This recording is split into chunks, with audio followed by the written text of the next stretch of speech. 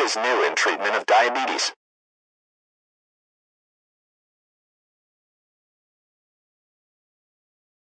చాలా రోజులుగా అదే మెట్ఫార్మిన్, అదే క్లిమిప్రైడ్ వాడుతున్నారా?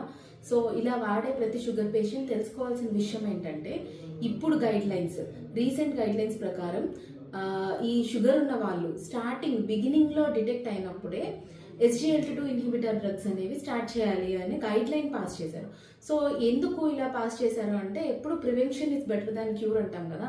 సో, అలా మనం ఇప్పుడే అంటే ఆల్రెడీ కిడ్నీ ప్రాబ్లమ్ రాకుండా ప్రివెంట్ చేయడం ఎలాగా అంటే SGLT2 ఇన్హిబిటర్స్ వాడడం వల్ల ఆ బెనిఫిట్ అనేది మనకొస్తది. సో, ఓన్లీ షుగర్ ట్రీట్ చేయడం అనేది జస్ట్ నెంబర్స్ కాదు.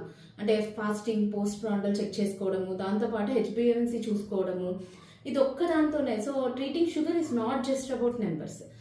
కిడ్నీలో యూరిన్ ప్రోటీన్ ఏమన్నా ఉందా, కిడ్నీ ప్రాబ్లమ్ ఏమైనా స్టార్ట్ అయిందా, ఇవన్నీ చెక్ చేసుకుంటూ ఉండాలి. సో, అలా కాకుండా ఇవేమీ రాకుండా వచ్చిన తర్వాత దానికోసం ఇబ్బంది పడే బదులు రాకముందే ప్రతి ఒక్క స్టార్టింగ్ పేషెంట్‌కి SGLT2 ఇన్హిబిటర్ స్టార్ట్ చేస్తే ఇట్స్ బెనిఫిషియల్ అని చెప్పి గైడ్‌లైన్స్ వచ్చాయన్నమాట. So, it is better to start. మీరు కూడా మీ డాక్టర్‌ని ఒకసారి కన్సల్ట్ అయినప్పుడు ఈ క్వెషన్ అడగండి.